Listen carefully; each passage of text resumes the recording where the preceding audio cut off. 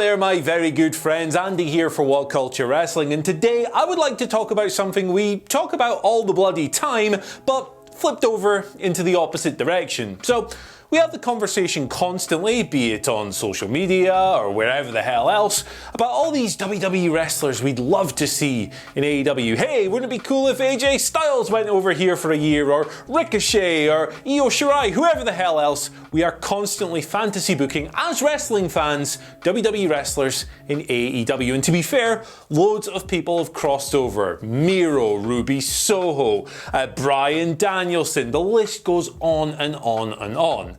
I thought it would just be fun to consider the opposite, to consider which AEW wrestlers might, and I'm stressing might, I'm not saying these people will cross over, but the people who would be the best fit to move in the other direction. And again, I'm not saying any of these people should quit their job and try and go somewhere else, but one of these days, a jump from AEW to WWE is going to happen. And I think the people on this list might be the most likely to do it. I'm Andy for What Culture Wrestling, and here are 5 AEW wrestlers who could jump ship to WWE. Number 5, Brian Cage.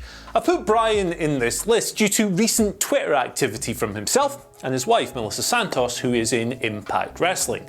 Melissa uploaded a clip of herself talking about how underused Brian is in AEW. She also posted a screenshot of an interview stressing similar sentiments. Now, it should be pointed out that she didn't write the screenshot that she posted up. As Brian pointed out on Twitter, she was merely copying something over that she agreed with. If you agree with these sentiments, he'd be a pretty good fit over in WWE. I mean, obviously, he looks like, I don't know, $200 million. He's got an incredible aesthetic, Brian Cage, but he's also an extremely exciting wrestler as well. He's no big lumbering stiff. This is a guy who can trade spots with the greatest spot monkeys in the world. His nickname, for God's sake, is Mr. Get My Sht In. So there's a lot for a guy like Vince McMahon to like in Brian Cage, and maybe when his contract's coming up, maybe he will consider the other option. Who knows? Number 4, Abadon. Spooky stuff. That's why Abadon is right here on this list.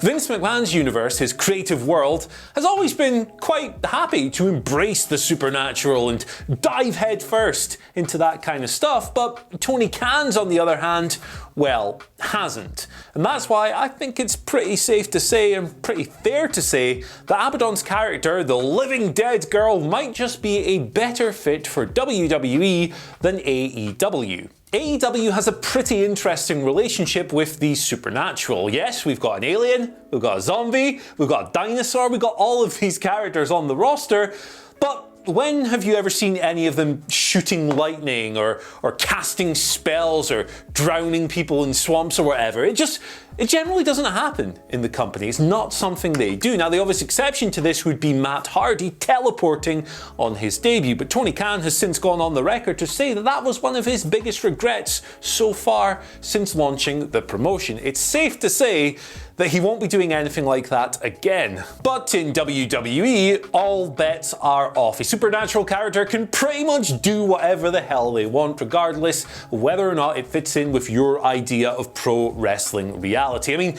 the promotion literally booked zombies earlier this year. The door is wide open for a character like Abadon. Number 3, Bear Country.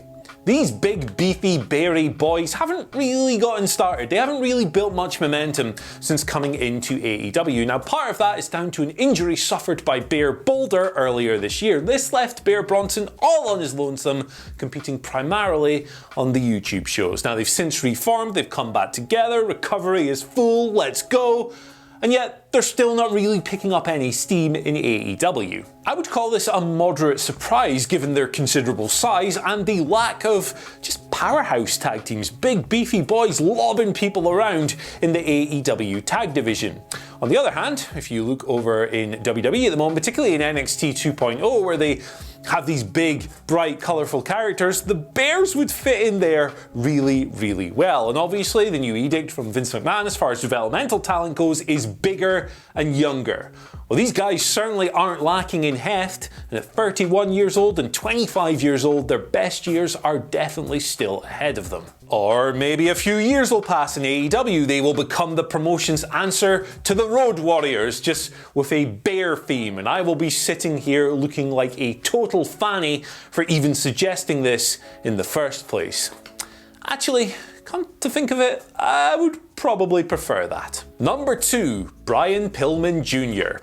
Now, I know Brian Pillman Jr. has generally been treated very well in his on-screen appearances, and hey, he's fresh off a feud with MJF as well, giving him his biggest spotlight in the promotion thus far. But let's consider a passage, a quote here from an interview he gave with Stephanie Chase for Sportskeeda about a year ago, and this part is about choosing AEW over WWE, where obviously his father worked before.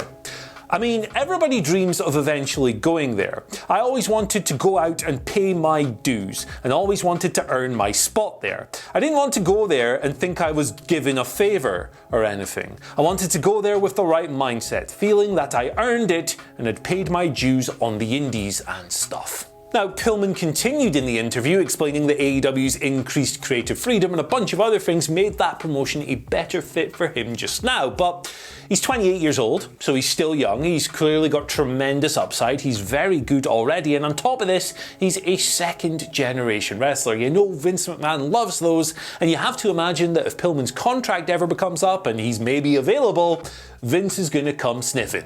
And at number 1, Penelope Ford and Kip Sabian. It's a bit of a cheat here, I'm aware, putting in 2 entries at the number 1 spot, but these guys are married, so there you go. They probably want to keep working together. It's probably a good situation. And on top of this, both of them would be good fits for WWE generally. That isn't to say that they aren't good fits for AEW, of course, but they fit the WWE mold as well, and I think both of them would do very, very well there. Sabian in general, I think, is quite a sports entertainment style of wrestler, and it works well in AEW, but at the same time, it's a lot of character stuff and more in fitting with the WWE house style than perhaps the AEW house style. Whereas Penelope is extremely talented herself as well. She had a banger match with Hikaru Shida for the Women's World title just last year.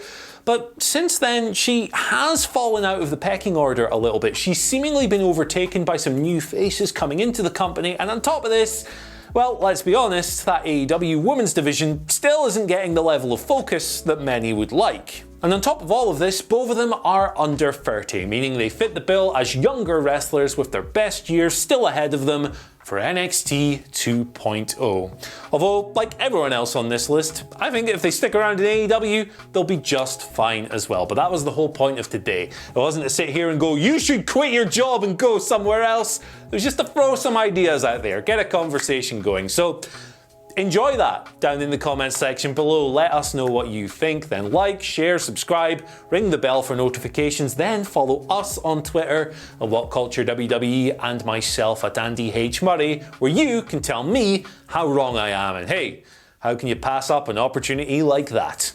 Goodbye.